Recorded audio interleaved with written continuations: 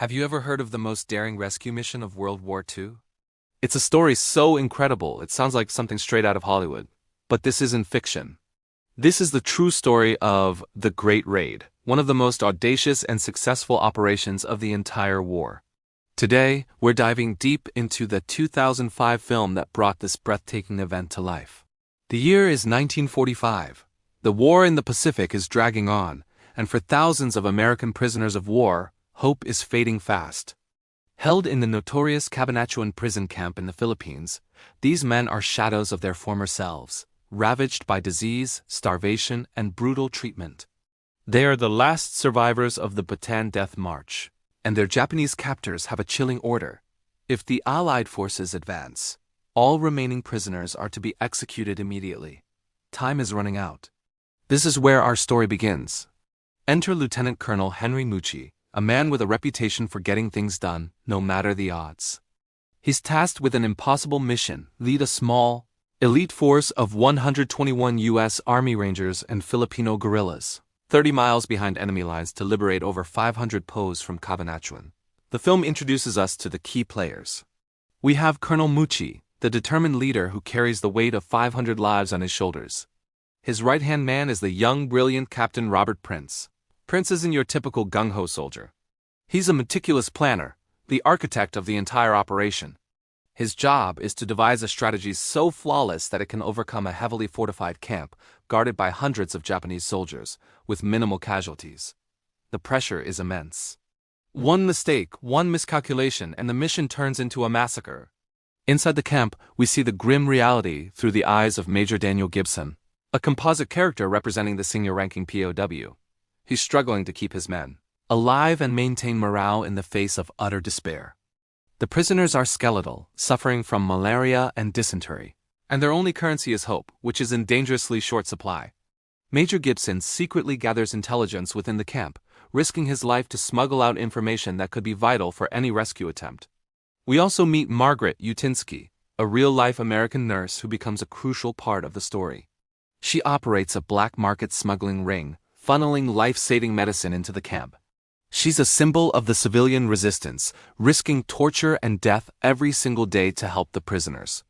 Her network provides a vital link between the captives and the outside world, a lifeline of both medicine and information. As the Rangers prepare for their mission, the film masterfully builds the tension. We see Captain Prince meticulously crafting his plan. He uses aerial reconnaissance photos and intel from Filipino guerrillas to map out every detail. The raid has to be a complete surprise. The attack must be swift and overwhelming. They plan to strike at dusk, using the fading light as cover. The plan involves a multi-pronged assault. A group of Rangers will hit the main gate, while others circle around to attack the rear. The Filipino guerrillas are tasked with a critical role: to block the main road and hold off any Japanese reinforcements that are certain to rush to the camp once the shooting starts. This is a suicide mission for them, but they accept it without hesitation, driven by a fierce desire to free their land and avenge their people. One of the most fascinating and nail-biting parts of the plan involves a P-61 Black Widow night fighter. The plan is for the pilot to fly low over the camp, performing acrobatics and faking engine trouble.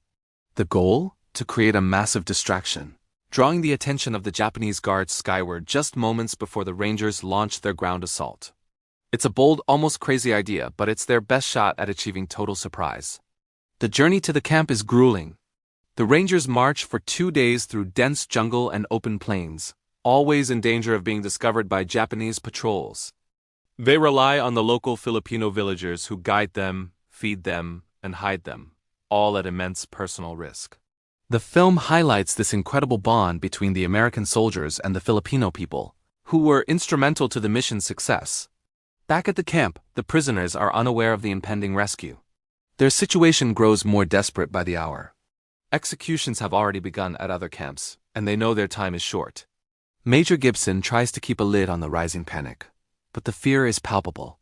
He discovers a mass grave being dug just outside the camp perimeter, a chilling sign that their final day is approaching. Then the night of the raid arrives. January 30th, 1945, every element of the plan must fall into place perfectly. As dusk settles, the distant drone of an aircraft engine is heard. The P-61 Black Widow appears, swooping and diving over the camp. The Japanese guards, just as predicted, are mesmerized by the spectacle. They stare up at the sky, completely oblivious to the 100+ Rangers silently crawling through the fields towards them. Captain Prince watches through his binoculars, waiting for the perfect moment. His heart pounds. The fate of everyone his men, the prisoners, rests on his signal. He gives the order. And then all hell breaks loose. The first shot is fired by a Ranger sniper, taking out a guard in a tower. Immediately, the night erupts in a storm of gunfire. The Rangers unleash a devastating volley of fire on the barracks and guard posts. The surprise is absolute. The Japanese soldiers, caught completely off guard, are thrown into chaos. While the main force assaults the camp, the Filipino guerrillas engage in a heroic battle on the nearby bridge. Outnumbered and outgunned, they hold their ground against waves of Japanese reinforcements, buying precious time for the Rangers to complete their mission. Their courage is nothing short of legendary. Inside the camp, the prisoners are initially terrified. They think it's the Japanese starting the final massacre. They dive for cover, expecting the worst. But then they hear American voices shouting, "Get down! We're Yanks! We're here to get you out!" What follows is a scene of pure, chaotic emotion. The Rangers storm the barracks, kicking down doors and physically carrying the emaciated prisoners who are too weak to walk.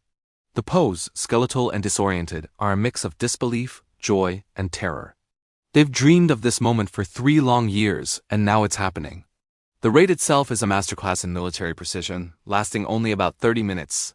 The Rangers move with incredible speed and efficiency, clearing the camp and getting the prisoners out. The mission is a stunning success. They overwhelm the Japanese garrison, neutralize the threat, and begin the long, perilous journey back to friendly lines.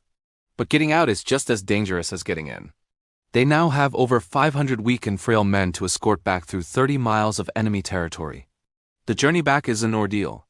The Rangers carry the sickest prisoners on makeshift stretchers.